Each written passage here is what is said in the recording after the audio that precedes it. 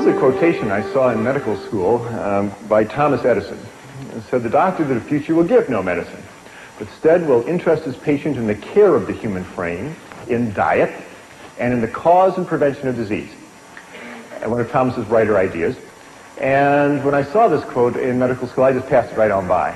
I went to the University of Illinois College of Medicine in Chicago, and I was so into becoming a real doctor, and real doctors do real doctor things. They deliver babies, they fix broken arms, they sew up lacerations. That's what real doctors do. And diet was boring stuff. Nutrition, yeah. You send them down to the dietitian, and they figure out a 2,000 calorie diet, and don't bother me. And that's how I practiced medicine for the first 8 or 10 years of my career. Well, I have soon, or late, come to realize how important what we eat really is in the creation and prevention of so many of the diseases that we see today. And I'll tell you how I came to those realizations. Now, the North American diet has changed. This is not going to be a technical lecture, but I did want to show you this one graph because there's some very significant lines here. The two top lines, the lavender line and the yellow line, are the amount of plant-based foods that are consumed in the United States and in Canada as well. And this is back in 1909. You can see we were eating a lot of grain products. We were eating almost 300 pounds of wheat and barley and other grain products, and almost 200 pounds of potatoes a year. Look what happened in the intervening 85 years.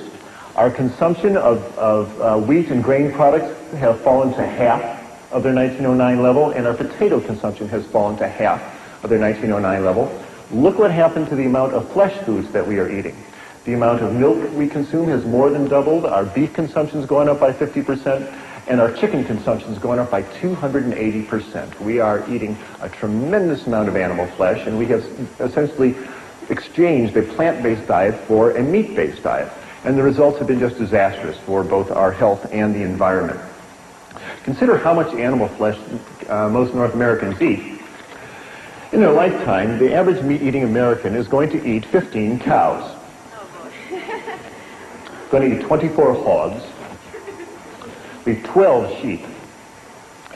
She will eat 900 chickens and 1,000 pounds of assorted animals that either swam in the water or flew in the air. That is a tremendous amount of animal flesh to be pouring through the human bloodstream year after year.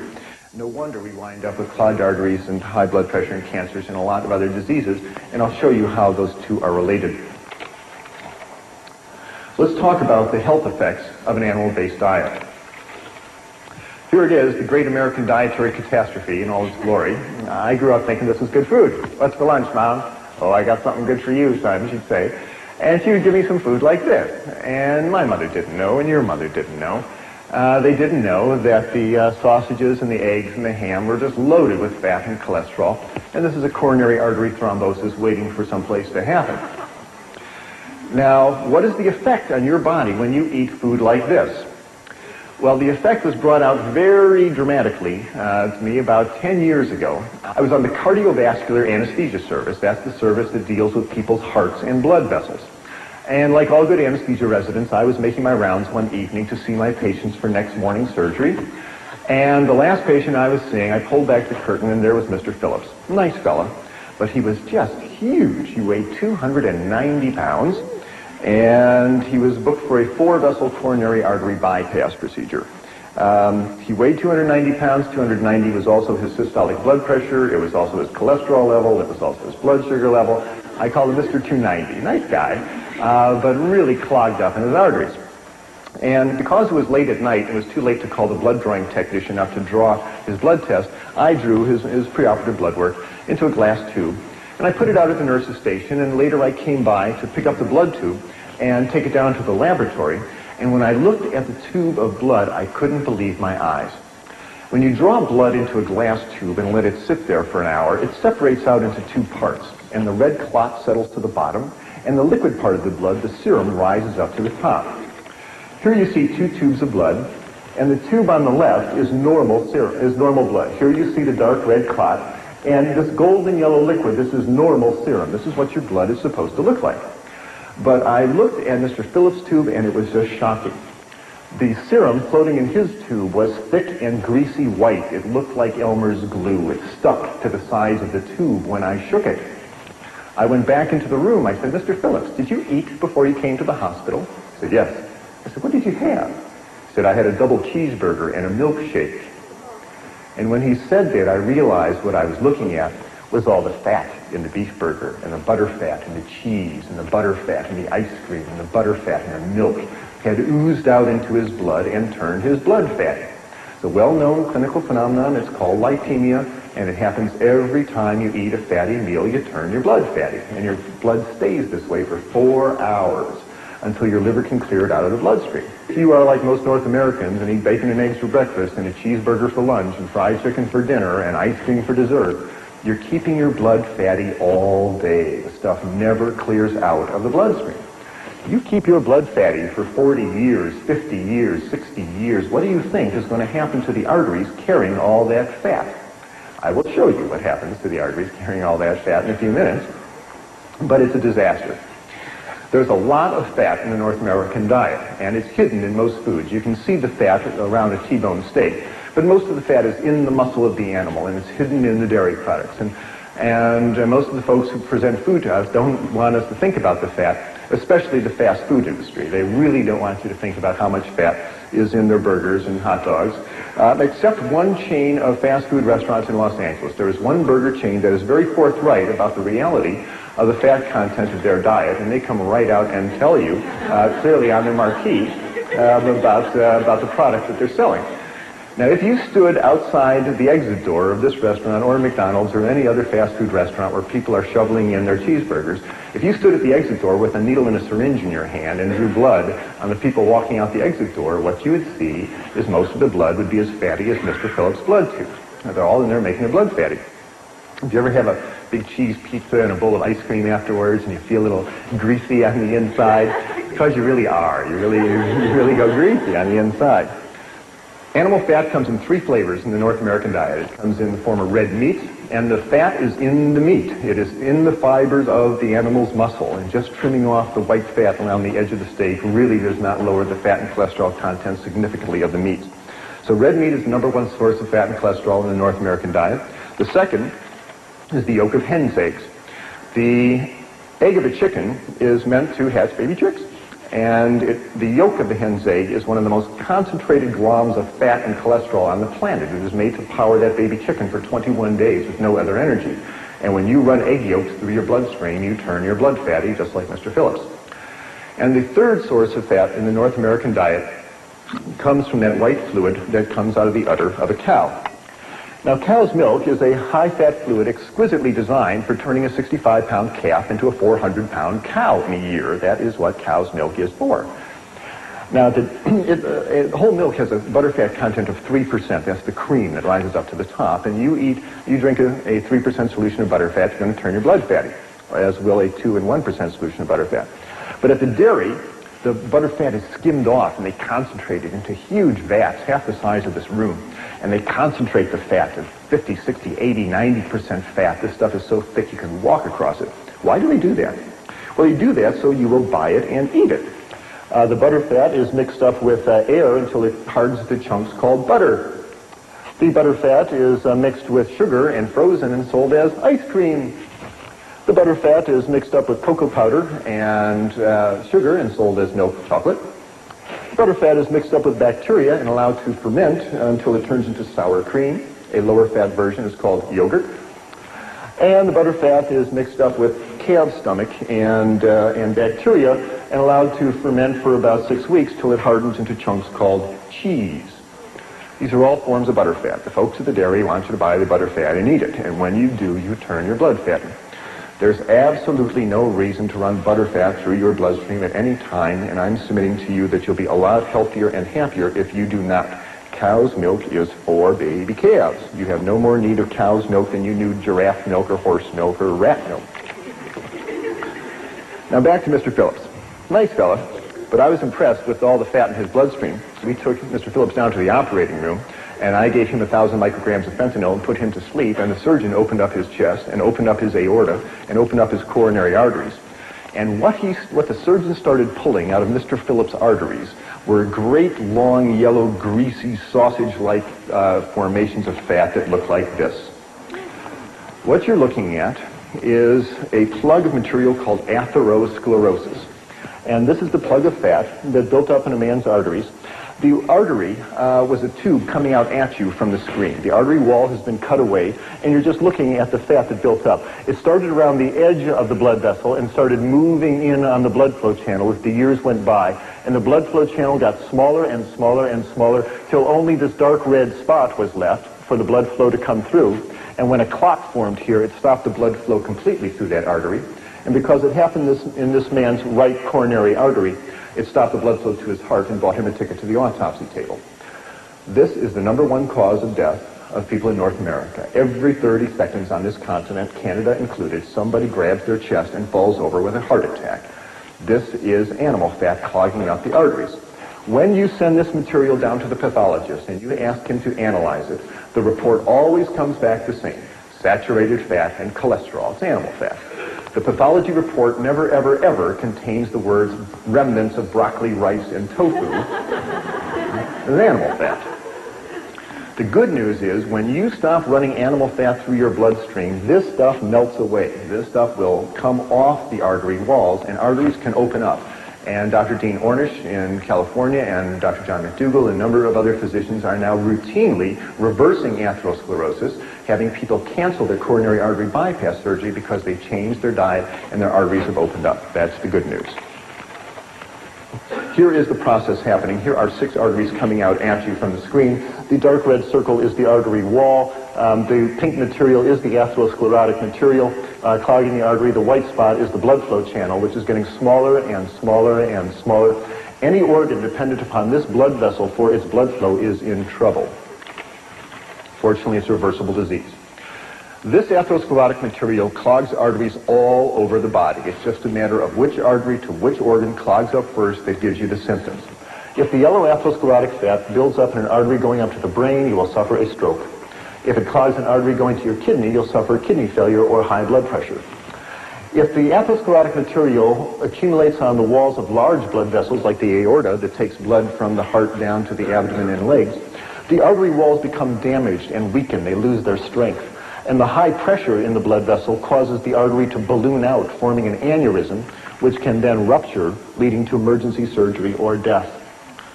If the yellow atherosclerotic material clogs up an artery going to a loop of intestine, the general surgeon will open your abdomen and remove that loop of bowel. If the atherosclerotic material clogs up an artery going to a toe or foot, you will watch that toe or foot turn dark and gangrenous, and you'll sign permission forms for amputation. And if the atherosclerotic material clogs an artery going to the heart, you will suffer crushing chest pain when you walk, called angina pectoris. Or if it clogs the blood flow completely and damages the heart muscle, that is a heart attack. People, this is all the same disease. We are talking about animal fat essentially clogging up the arteries throughout the body, and it's the #1 cause of death and disability in North America. And this is essentially a disease of people who eat animals and the products made from animals. You almost never see these diseases in pure vegetarians. And William Costelli, the doctor who runs the Framingham Heart Study, says he has never seen a heart attack in anybody with a cholesterol below 150, and there's good reason for that. Why does this happen? Because all fats are not created equal. There's a fundamental difference between animal fats and plant oils. Animal fats contain cholesterol. No plant food contains cholesterol in any significant amount. It is an animal product. And very importantly, animal fats are highly saturated. They've got lots of hydrogen atoms hanging on them, and that makes animal fats very stiff. In fact, animal fats are solid at body temperature. If you're in a kitchen on a summer day and you've got a piece of T-bone steak on the counter and it's 98.6 degrees out, the same as your body temperature, the fat on that beefsteak is solid. It's a nice white chunk sitting there. If you have a bottle of olive oil on the same table at that same temperature, it's liquid at that same body temperature. I don't know about you, but I don't want to eat any fat that is solid at my body temperature because it's going to start clogging up my arteries. And that's the beauty of plant oils. They're liquid at your body temperature. They really don't cling to your arteries.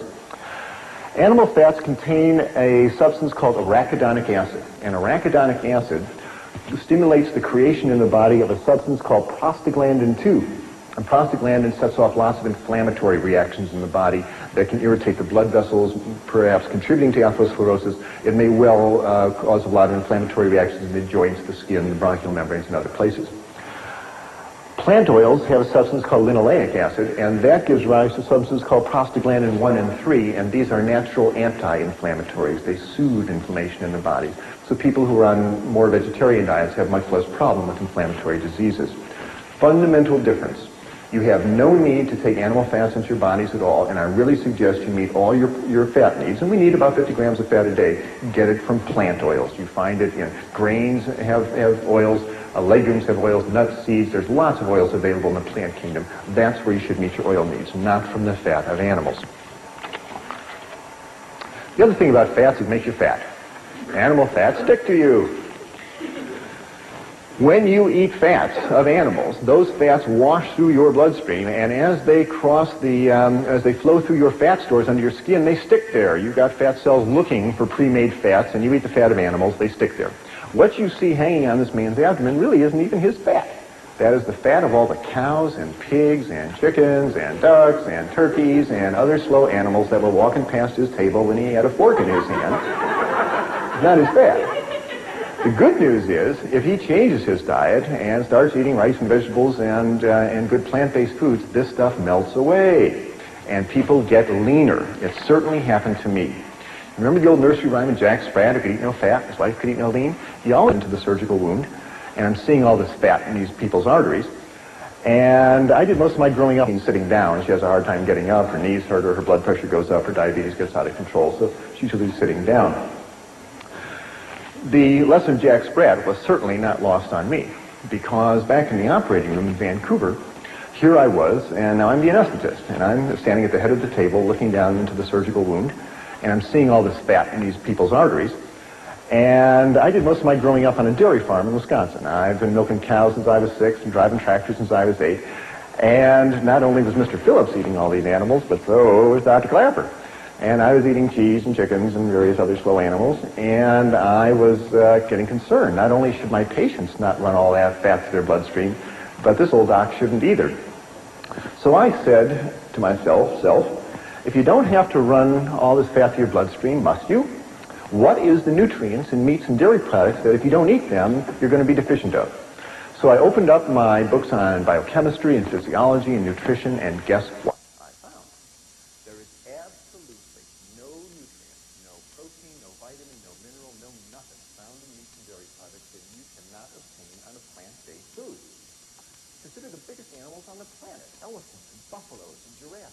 Vegetarian animals. They grow to thousands of pounds of muscle and bone without ever eating cheeseburgers and pepperoni pizzas.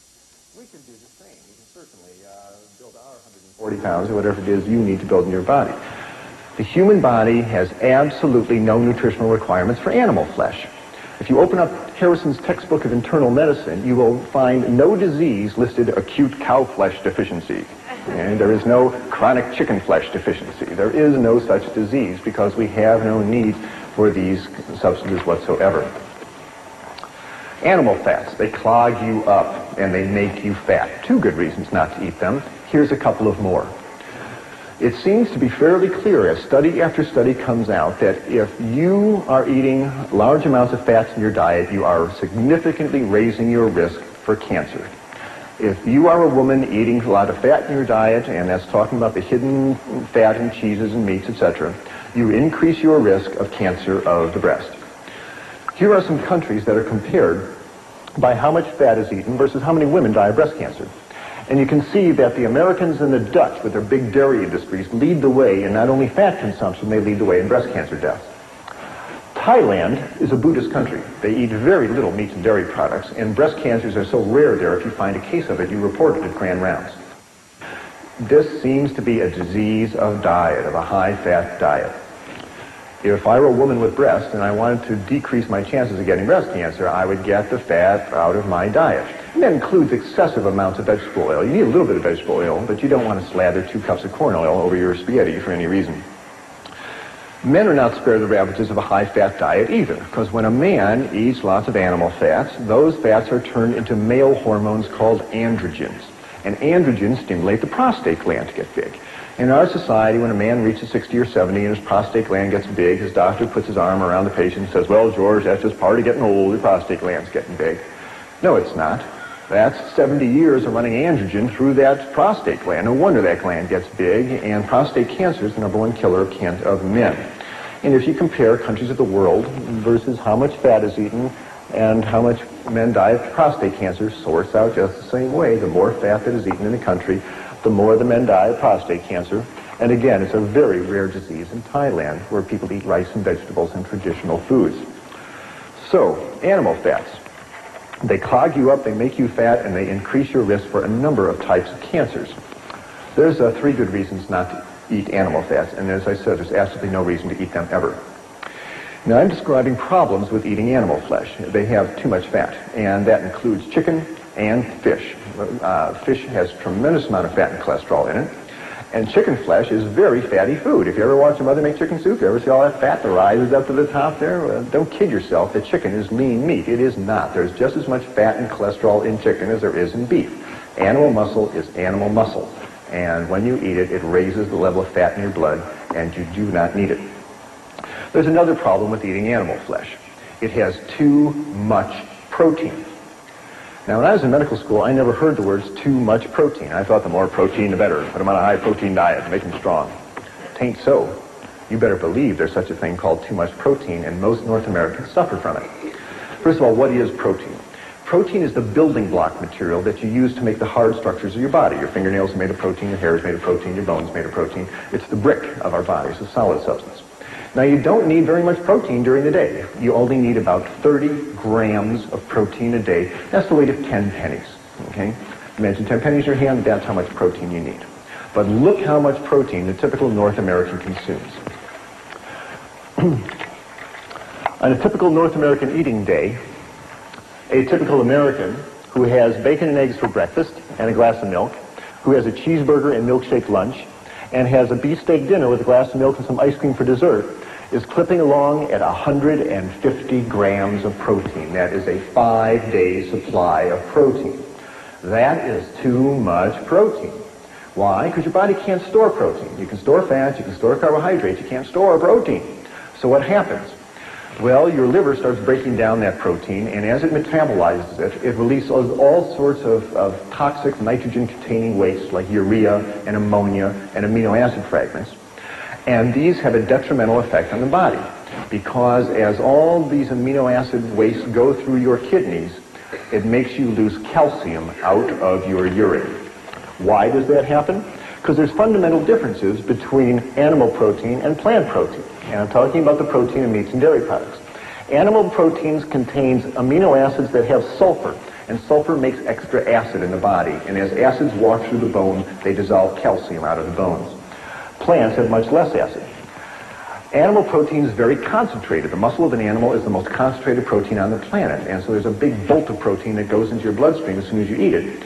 Plant protein is mixed up with fiber. When you eat whole grain rice or whole grain barley, it takes hours for that to be absorbed into your bloodstream. The absorption time is much, much slower.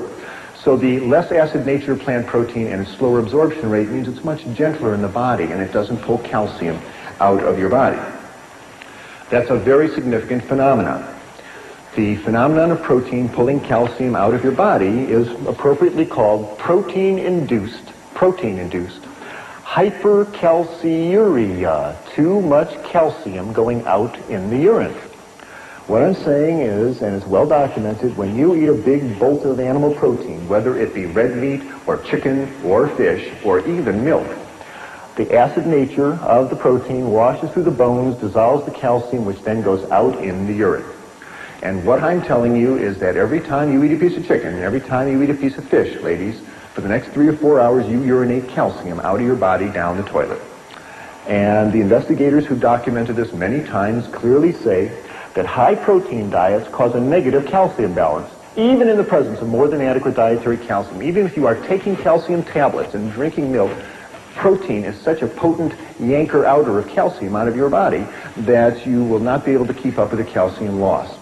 Does that ring a bell with anybody? It did with the investigators.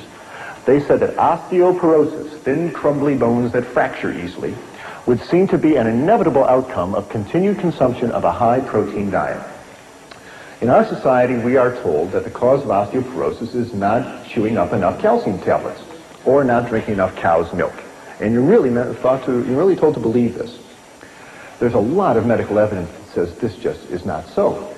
And this was clearly shown, I feel, in a study that was released by Cornell University recently, done by Dr. Colin Campbell, where they investigated thousands of people in the Republic of China. And they found that in this country, essentially osteoporosis is unheard of. They don't get osteoporosis. And women make it into their 80s, having nursed 5 children, and they have nice, strong bones. And yet here is a country that consumes essentially no dairy products. The milk isn't available, the cows aren't available, the refrigeration isn't available. They get all their calcium out of grains and greens and fruits and vegetables, and they don't get osteoporosis because they are eating grains and vegetables, and it doesn't make them urinate out their calcium. But it's been clearly shown as the Chinese folks move to the cities, get more affluent, and start eating more meat in their diet, they start losing calcium, and then the osteoporosis appears. It's really becoming apparent that osteoporosis seems to be not so much a disease of calcium deficiency, it's a disease of protein excess. You see osteoporosis in the countries that consume the most protein. In the United States, in Scandinavia, in Europe, and in Australia. That's where you see osteoporosis. You don't see it in China, you don't see it in rural South America, you don't see it in rural Asia, where people are eating grains and vegetables. And I'll tell you, dairy products are no protection against osteoporosis because the Americans and the Canadians and the Scandinavians are the people who drink more milk and eat more cheese than anybody else on planet Earth, and they have the worst osteoporosis on the planet. And if dairy products protected you from osteoporosis, you wouldn't see it in North America, and you see just the opposite. Because there's so much protein in dairy products that it actually puts you in negative calcium balance, makes you urinate out your calcium, and Dr. Recker's study clearly showed this. They gave women 3 8-ounce glasses of milk a day for a year, and they were still in negative calcium balance because there's so much protein in milk. Don't rely on dairy products for your calcium. Get it out of grains and greens and fruits and vegetables, but most important, hold on to your calcium by getting all that chicken and fish flesh out of your kidneys and out of your body and out of your bones. There's been studies comparing the bone density of vegetarian women versus meat-eating women, and clearly the vegetarian ladies hold on to their calcium better than the meat-eating women because they're not eating all that protein. The third problem with the North American diet, outside of having too much fat and too much protein, is that it has very little fiber in it. Plant fiber are the starches and sugars in plant foods that are not absorbed out of the intestine into the bloodstream. They stay in the intestine. They pass through the intestine. These plant fibers draw water into the intestine. They make for a nice soft fecal material, makes for nice normal bowel function. And very importantly, when meat is eaten, and the meat gets down to the colon, the large intestine, the bacteria in the large intestine break down the meat proteins and the bile acids that the liver secretes to digest them, breaks these substances down into cancer-causing substances, into carcinogens called benzopyrene and nitrosamine. And you smear these cancer-causing substances on the inside of your colon for 50 years, 60 years. What do you think is going to set off in there? President Reagan found out the hard way, as 60,000 North Americans do every year. They opened up his colon and found a big fungating cancer of the colon. This is essentially a disease of meat-eating people. You very rarely see this in vegetarian people because they're not smearing all that meat protein on the inside of their colon. Another good reason to consider eliminating animal products from your diet. You will substantially lower your risk of cancer of the colon. Numerous studies have now shown that. Why does all this happen? Good heavens, what a set of catastrophes to fall on you just because you want a cheeseburger for lunch. That doesn't seem fair, does it? Well, to me it seems pretty logical, because our digestive system simply is not that of a mountain lion. We are not carnivores, no matter how you look at it. In fact, if you compare the digestive system of man to a mountain lion and that of a true herbivore like a horse, you find we are far more like the herbivore than the carnivore. If you look at the mountain lion, you'll see that the jaw joint is an up and down vertical hinge. Jaws of your house cat and mountain lions open up and down like a trapdoor. They cannot chew from side to side if they wanted to because their jaw joint won't permit it. Horses, antelope on the other hand, have nice sliding jaw joints that permit them to chew in a rotary motion, and that works very nicely with their flat grinding molar teeth in the back of their lower jaw, which allows them to grind up grains and greens and grasses. That is exactly the same arrangement that you and I have. We have nice sliding jaw joints and flat grinding molar teeth. The back teeth of your house cat or a mountain lion are overlapping, shearing fangs for tearing flesh. We really don't have carnivorous teeth. The stomach acid of a mountain lion is 20 times more concentrated than that of either a horse or a man, because mountain lions are digesting flesh, which is protein that needs a lot of acid. These animals are digesting carbohydrates that require a lot less acid to digest. And finally, the mark of the intestine is a very key differentiating point. Whoever designed the mountain lion seemed to know again that when meat sits in the colon, it breaks down into carcinogens. And those cats do not want that meat sitting in the bowel for very long. And on a mountain lion, the intestine is 12 feet and out. It's time to move that stuff right out. That's a mark of a carnivore. The herbivores have the opposite situation. Horses and antelopes and gazelles are chewing up plant fiber all day. Their enzymes need a long time to break down all the plant fiber. So it's in the herbivore's interest to have a great long intestine. Herbivores do, and so do we. If you were the size of a horse, your intestines would be 1.5 times the length of a horse's intestine. We have great long herbivorous intestines, not very much acid in the stomach, flat grinding molar teeth, and sliding jaw joints. We're way more designed like an herbivore than a carnivore. Now, I'm not saying we are complete herbivores, and we do have the ability to digest small amounts of meat, I believe, as an emergency ration to get us through times of famine. But if you eat a diet of all meat, like a mountain lion, you'll die. If you eat a diet of all vegetable products, you'll thrive, and it's been shown throughout history. Now, when I make these comparisons, inevitably somebody points to their canine teeth and their upper jaw, and they say, aha, what about these? Why were we given sharp teeth like this if we weren't supposed to be eating meat? To that, I can only reply that these canine teeth in our upper jaw work very well for biting into apples and bananas and potatoes, but they really aren't carnivorous teeth. If you want to see what a set of real carnivorous teeth look like, here they are. Now, if your teeth look like this, you can walk into McDonald's, order 3 Big Macs, say, don't bother to cook them, I'll take them just like they are. But seriously, if you look at the canine teeth on this big cat, compared to the central incisors, you'll see the canines are much longer than the central incisors.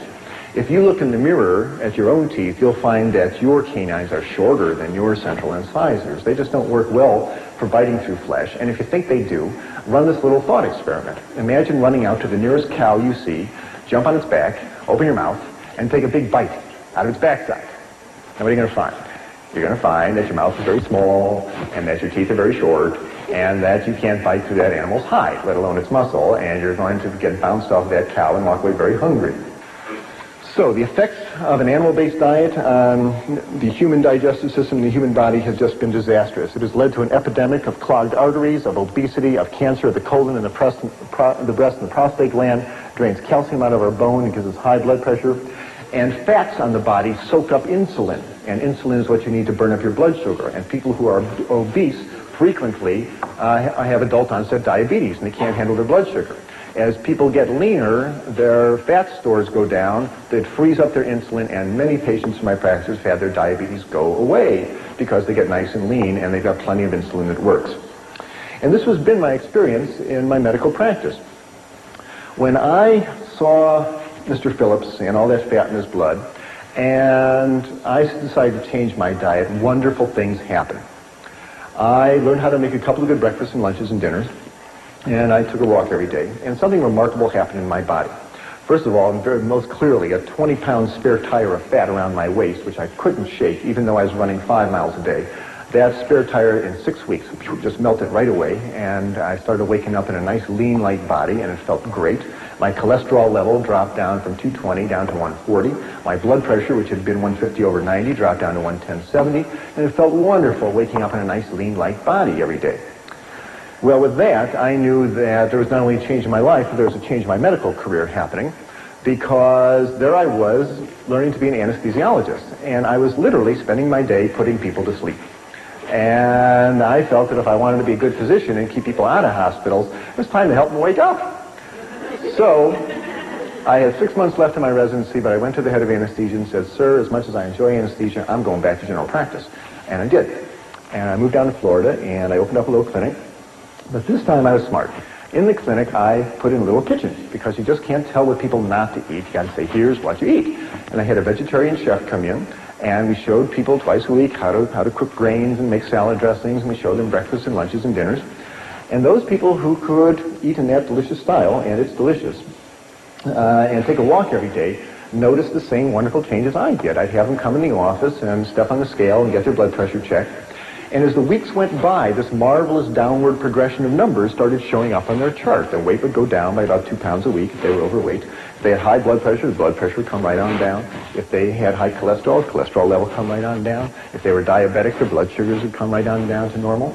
And very happily for me, the dosage of powerful medications I had these people on for their high blood pressure and their diabetes, I could lower them right on down, and in fact, many times, get them off those medications completely, including those for high blood pressure and diabetes, those pills that people are told they must take for the rest of their life. It's not that hard to get someone off high blood pressure pills. Just get all that fat and sodium, which is found in the meats and dairy products, out of their diet, and most people's high blood pressure comes down to normal. But the best part is, they'd be walking out of the office and they say, you know, doctor, it's nice, my blood pressure's down, it's nice, my cholesterol. You know, the best part, I haven't felt this good in years. I feel light and clean, I got energy, I sleep better, my breath is cleaner, I feel good. And that just warmed this old doctor's heart no end. Medical school never really prepared me for people getting healthy. And yet, there they were, getting healthier right in front of my eyes. It was really exciting to see. Now, the problems that I mentioned with meat, too much fat, too much protein, and no fiber, are common to all meats, whether it be red meat or poultry or fish. Have no illusions. Animal muscle is animal muscle, and they all have too much fat, too much protein, and no fiber. But nowadays, animals are not raised in old McDonald's barnyard out in the sunshine, so there's a whole new set of problems because the animals are raised on factory farms in conditions of tremendous overcrowding. These animals are fed grains that are sprayed with herbicides and pesticides. These are fat-soluble substances. They concentrate in the flesh and the eggs and the milk of the animals. And the largest amount of pesticides and hydrocarbons coming into your diet are not those sprayed on fruits and vegetables. They comes in meats and dairy products. And if you want to decrease the amount of pesticides you eat, consider cutting down the amount of animal products you eat. The animals in factory farm systems are fed tremendous amounts of antibiotics. When you feed antibiotics to animals, they grow bigger and they are less prone to infection. And half the antibiotics made in the United States, 30 million pounds of them a year, are fed to animals in their feed. Well, what happens when you feed an animal a potent antibiotic like lincomycin, tetracycline, sulfonamides, ampicillin? What happens? Well, what you do is you kill off the antibiotic, you kill off the bacteria in that animal's intestines that are susceptible to the antibiotic. What do you leave behind? The roughest, toughest antibiotic-resistant bacteria going, and they have names like Salmonella, Shigella, Clostridia. You eat an underdone piece of chicken or burger with Salmonella bacteria on it, you're going to be very sorry. It rips up the lining of your intestine, gives you a bloody diarrhea. If you're an adult, it'll put you in the hospital with an intravenous going, and if you're a child, it'll dehydrate you and kill you. On this continent, over 4 million people every year get sick with salmonella food poisoning, largely from eating poultry and meat. The chicken carcasses are brought into the kitchen and slopped around all over the cutting board, and it contaminates the utensils in the kitchen. And it's becoming a worrisome problem of major, major proportions. Antibiotics can lead to tainted meat. You bet they can, and more people are getting concerned about it. You don't have to give antibiotics to broccoli. You're going to see more and more headlines like this. There's hundreds of people sick in Illinois from salmonella poisoning in milk. Here are underdone burgers causing salmonella food poisoning. Here's a dreadful one. 400,000 hens and 1 million eggs poisoned with polychlorinated biphenyls. This is an industrial chemical in electrical transformers that, when it's discarded from industry, winds up in the rivers and into the oceans and into the fish and accumulates in the fish flesh. Do you know that half the Canadian fish flesh is not eaten by people? It's ground up and either made into fertilizer or added to animal feed. And here was a tremendous amount of PCB-contaminated fish flesh that was added to chicken feed, and the chickens ate the PCBs, and it wound up in the meat and in the eggs. People are getting concerned. They say, don't let unsafe food put our lives at risk for good reason. And these are episodes of contamination by animal-based foods. And so many of your friends who during the year get the flu. It isn't the flu, it's salmonella poisoning. The media has been fairly responsible in trying to educate us about the realities of the dangers of our high-fat diet. I'm very appreciative. It brings you to the same position that was reached by Gregorio Natividad, who is a meat inspector in Los Angeles, who worked there for 23 years. And he said, based on my experience in Los Angeles, my advice to the public is not to eat meat. There's a meat inspector watching it for 23 years. Maybe he knows something we should pay attention to. Here's another reason why you should consider changing our diet. Our kids are eating a lot of fat, and it is hurting them. Our children in North America are fatter than ever before, and their cholesterol levels are higher than ever before, and we are seeing heart attacks in younger and younger people. Don't kid yourself. A heart attack is not something that falls out of a tree on you at age 50. This stuff builds up in your arteries from childhood. And every year on this continent, 1,000 teenagers suffer strokes. 1,000 teenagers a year suffer a stroke. John McDougall is one of them, by the way. We are seeing fat-related disasters haunt our children. And researchers at Louisiana State University clearly say we should decrease the amount of fat we are feeding our kids. Here's USA Today announcing that study, recommending we lower the fat contents of our children's food. We are working actively to work in the schools to help get fat-free entrees onto the cafeteria line.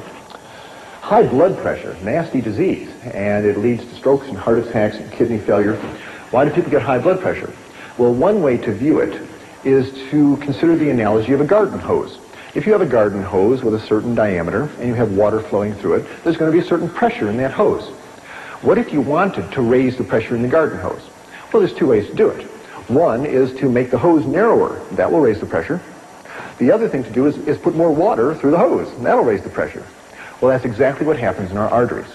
As we eat the standard North American diet and that fat builds up in the arteries become narrower, and so that raises the pressure. And when you eat sodium, as in table salt, sodium makes you retain water in order to dilute it out. And the more sodium you eat, the more water you pump around, and that's going to raise the pressure in your pipes.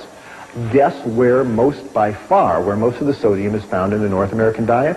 In meats and dairy products. Sodium is in the muscle of all animals. All meat has sodium. Chicken, fish, meat, it's in the muscle of the animal. And the second place that sodium is found is in cow's milk. That mother cow wants to give her baby calf lots of sodium because it's expanding its blood vessel as a growing calf should. And by far, meats and dairy products have more sodium than any other substance in our diet. And if you really want to decrease your sodium content, decrease the meats and dairy products. And I tell you people, if you are being treated for high blood pressure and you are still eating cheese and eating chicken, you are kidding yourself. And no wonder the doctor is going to raise your amount of diuretics and Aldomet and all those other medications. If you really want to open up your arteries and decrease your sodium content, stop eating all that cheese and milk and animal products, and you'll find your high blood pressure takes care of itself. And I want to be too simplistic about it. There are other severe causes of high blood pressure. It's a complicated disease. It's not the only cause of it. There are kidney reasons. There are other reasons, and you should work with your physician. Tell them you're changing your diet, and you don't stop those medications by yourself. You work with them. But if you stay in communication with a physician, it is possible, changing your diet, to taper down those medications. And I found numerous times the doctor better taper down those medications because as people change their diet and reduce the fat and salt, the potent medications we have them on become too strong, and people start passing out when they stand up. It's important that the doctor tapers down the medication. So tell him or her that you're reducing your sodium content and work with them. You'll often be able to get off your medications or at least substantially reduce them. Premenstrual syndrome, PMS. Whoever thought that had anything to do with diet? Certainly does. When a woman eats animal fats, again, that substance prostaglandin 2 is released in her body. And prostaglandin 2 makes the uterus constrict, it makes her retain fluid, it makes her get irritable. Premenstrual syndrome. I can't tell you how many women in my practice, when they've eliminated the meats and dairy products for other reasons, for blood pressure reasons or obesity reasons, a few months later they'll walk out of the office and say, you know something, by the way, my PMS went away. My last 3 periods haven't bothered me at all. Isn't that amazing, doctor? No, it's not amazing. The lady stopped running fat through her bloodstream and changed her prostaglandin balance, and her body's a lot happier. These conditions that I'm telling you improve with a vegetarian diet. I'm not trying to say it's a panacea. I think the opposite situation exists. Why do we have all these diseases? I think it's analogous to pulling into a gasoline station with your car, and instead of pulling up to the gas tank and putting a gas pump and putting gasoline in your car, you pull up to the diesel pump and you put diesel fuel in your tank, which is kerosene. Now, kerosene is too oily. And what happens? You drive away, and there's black smoke coming out the tailpipe, and there's crud building up on the spark plugs, and the engine runs rough and it stops. And you get towed back into the garage, and the mechanic asks you, what are you burning in for fuel? And you say, well, kerosene. And he says, well, I have an idea. Why don't you try gasoline? and you put gasoline in the car, oh, works great. Oh, the black smoke disappears, the engine hums along, and you think about the mechanic and say, oh, he's so smart. He's not so smart. He just told you to put the proper fuel in the engine and it'll run fine. Similarly with us. Animal fats are too oily. They're too greasy. They stick to us. They clog us up. Your body cells burn carbohydrates. Your Krebs cycle enzymes burn carbohydrates. We burn sugars and starches. That's what you want to run your body on, not animal fats. Which brings us around to the Seibu Lions of the Japanese Professional Baseball League. More and more world-class athletes are realizing that our body cells burn sugars and starches, not fats. And if you are an athlete about to run a marathon or play tennis or basketball, it is just irrational to sit down to a big T-bone steak and load up on fat and protein. That's exactly what you don't want. You want carbohydrates. And training tables around the world are springing up with fruits and pastas before a match, and that's really what athletes should be eating. Seibu Lions finished in last place in their league in 1981. Their coach put them on a vegetarian diet. The next year they came up, beat everybody in the league, and took the league championship 2 years in a row. There are now vegetarian weightlifters, and Andres Cowling, Mr. Universe down in California, is a vegetarian. James Donaldson, the big 7'3" in center of the Dallas Mavericks, is a vegetarian. There's marathon runners that are vegetarians, cyclists, tennis players. You don't have to eat a bull to be as strong as one, that's for sure. We need a higher viewing of nutrition altogether. The one that we've been given simply isn't working very well. We need a higher viewing. What is the higher viewing? Well, let's talk about the one that isn't working very well. If you learn nutrition like I did, you learned it off this silly poster that hangs in grammar school walls all over this country. And it essentially says that food comes in 4 groups and 4 groups only. It comes in the milk group, in the meat group, in the fruit and vegetable group, and the grain group. And you better have some of every group every day, or you risk becoming sick, malnourished, or dead. Subtle message, but it's what the kids are given. It's what I grew up with. Maybe it's what you grew up with. People, let's get real about the basic 4 food group scheme. It was not, repeat, not, handed down to Moses on Mount Sinai with the 10 Commandments carved in stone. The basic 4 food group scheme was invented by the United States Department of Agriculture in 1956 to promote the sale of meat and dairy products. What do you really need to run your human body? Nutrition 101. What do you really need? You need 5 things. It has nothing to do with cheeseburgers and milkshakes. The human body has no nutritional requirement for animal flesh, none. And it functions superbly on a balanced, varied diet of plant-based foods. 5 things you require. Protein, water, vitamins, minerals, and energy. That's what you require. You need a little bit of protein, 30 grams a day. It abounds in grains and legumes and fruits and vegetables. There's no problem getting enough protein. You need 2 quarts of water every day. That's found in the water you drink, the juices you drink, the fruit and vegetables that you eat. That's no problem. You need vitamins and minerals.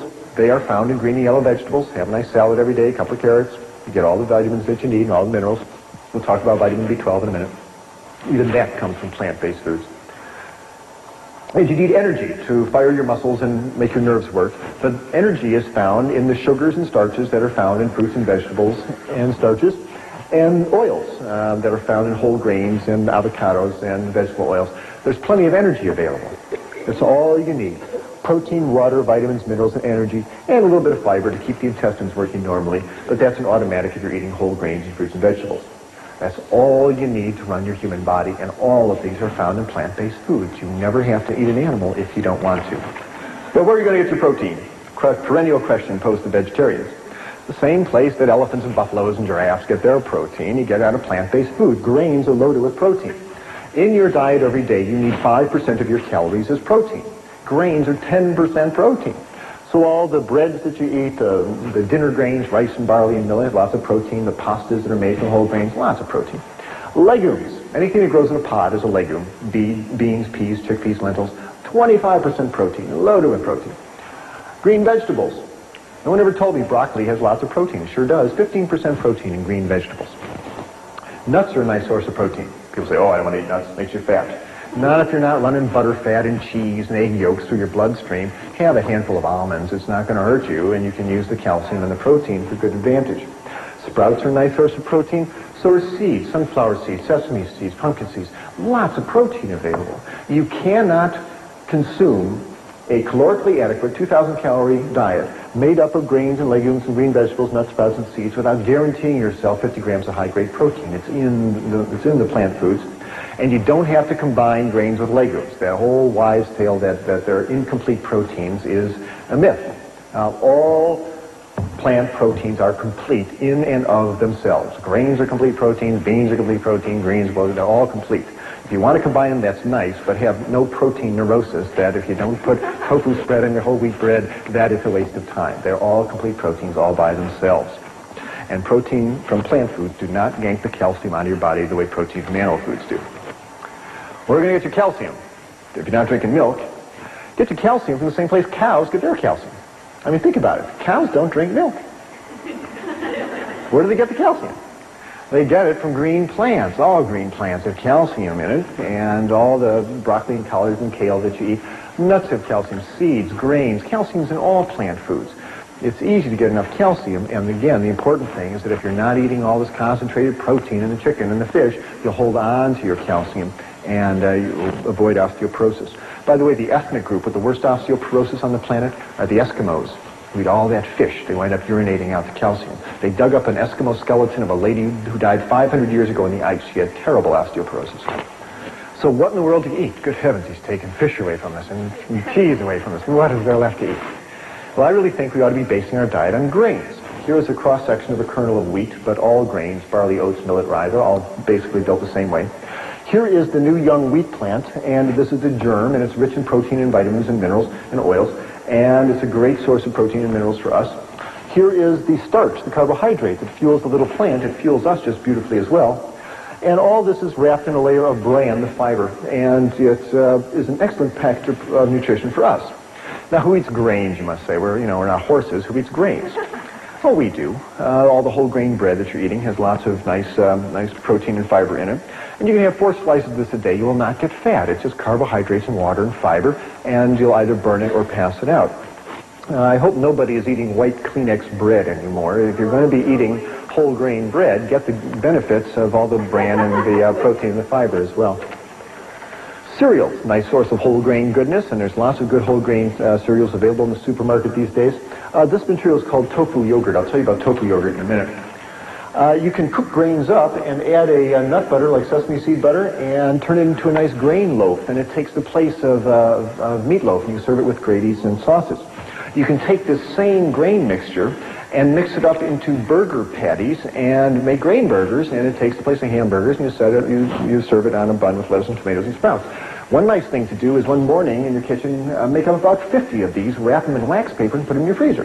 Now you got a whole freezer full of burgers. You come time for lunch, whip out a couple, put them in the toaster oven, heat them up, and you got an instant lunch. You don't have to slave over a vegetarian banquet every time. Use your freezer. These foods last a long time. Pastas are a nice source of grain goodness. There's lots of whole grain pastas, corn pastas, oat pastas available these days. Grains can be added to soups. You know, vegetable rice soup, bean and barley soup, wonderful place to get grain goodness into your diet. And a big bowl of this kind of soup and a hunk of dark bread makes a wonderful, nutritious lunch with no cholesterol. Corn is a nice grain. Enjoy it often. Rice is a nice grain. It fuels half the people on the planet tonight. Legumes, wonderful source of protein. 3 tablespoons of this bean salad will give you as much protein as a chicken dinner, but it won't yank calcium out of your bones the way chicken flesh does. The bean family is huge. Lima beans, zucchini beans, navy beans, great northern beans, lots of beans. People say, well, I want to eat beans because they give me gas. The way around that, by the way, is to realize that most of the gas problem comes from a sugar on the surface of the bean called hemicellulose. And hemicellulose is soluble in water. So if you're going to be making bean soup or bean chili, the night before, take the beans, put them in a pot, cover it with water, and let them soak overnight. The next morning, spill off the soaking water, rinse the beans a couple times, and you'll get rid of most of that hemicellulose and stay a lot more socially acceptable to your friends. Lentils, nice source of protein. Soak them, season them, enjoy them. Probably the legume protein that's consumed most by vegetarians is soy protein in the form of tofu. Tofu is found at all supermarkets these days. You buy it with it's dated like milk, and you buy the tofu with the date furthest in the future, so it's the freshest tofu. Take it home, open the package, spill off the soaking water, take the block of tofu, put it in a bowl, cover it with water, and you store it in your fridge under water. Every morning just change the tofu water, and it'll keep for a while, but it shouldn't keep that long in your fridge. You ought to use it. Now, some people say, I tried tofu once, yuck, it's bland and yucky, it doesn't taste good. Well, that's because tofu is a raw ingredient. Pastry flour doesn't taste great either until you do something with it. You got to make it into cookies and cakes. Same thing with tofu. What do you do with it? Well, lots of things. It's a great meat substitute. It's a great transition food, even though it's a processed food. You can cube it up and put it in your stir-fried vegetables, and it takes the place of meat. There's no protein here. There's soy protein in the tofu, green vegetable protein in the broccoli, nut protein in the walnuts. There's lots of protein. Serve this over rice and noodles, and you'll get easily the protein that you would out of a meat meal, but without the calcium-losing effect of all that animal protein. Tofu can be cubed up and added to salads. It takes up the place of, the salad dressing and enhances the flavor of the salad. You can scramble tofu. You can mash it up and add a yellow spice called turmeric and some sesame seed butter, and you put it in your skillet, and it turns into a beautiful scrambled egg substitute that can be served over toast. You can mash up tofu and brown it and turn it into spaghetti and tofu balls. You can make tofu cream pie, tofu cheesecake. This is not a diet of deprivation, let me tell you, by a long shot. This slide is to remind me to tell you that you should not eat all your foods all processed. The more you cook food, the deader it gets. You heat up food and it starts losing vitamin contents, the proteins coagulate, the fats denature. Cooking food devitalizes it. Eat as much of your diet as you can raw and fresh or lightly steamed vegetables. My diet now is about 60-40 raw, 70-30 raw, around there. I can't do a whole raw diet right now. It's not time for me to do that. When I try to do that, I lose weight and start dreaming about potatoes and spaghetti, and so I go back and eat cooked foods. But when I eat all cooked foods, I'm loggy and heavy, and that doesn't feel good either. So think about moving your diet more towards uncooked foods. Vegetables, again, should be lightly steamed or just a quick stir fry and a walk and out. Don't deep fry anything. Keep that food as fresh and vital as you can. I'm here to help dispel illusions. This is the kind of attitude we can no longer afford. We got to stop kidding ourselves about what we are doing on this planet, because our dietary and lifestyles are ripping this planet up. Victor Hugo said, "No army is as powerful as an idea whose time has come." We've got to start living reverently on this planet. We've got to start being gentle with the life support systems upon which we all depend, including the waters and the rivers and the trees and the animals and the earth itself. And changing our diet, along with controlling our population and getting clean energy supplies, controlling our diet is absolutely key. You have that power every time you're in the supermarket or the restaurant. People say, think globally, act locally. There's nothing more local than your dinner plate. And you have the power to make yourself healthier and the planet. If I had to summarize this lecture in a single sentence, it's this. The single most effective thing anybody can do in order to make themselves personally healthier and make this ecosystem more stable and life-preserving is to reduce or eliminate the animal flesh in your diet. It is the single most effective thing that you can do. If we will do that, we will not only ensure a better future for us all, but we will redefine the relationship we have with every creature on this planet.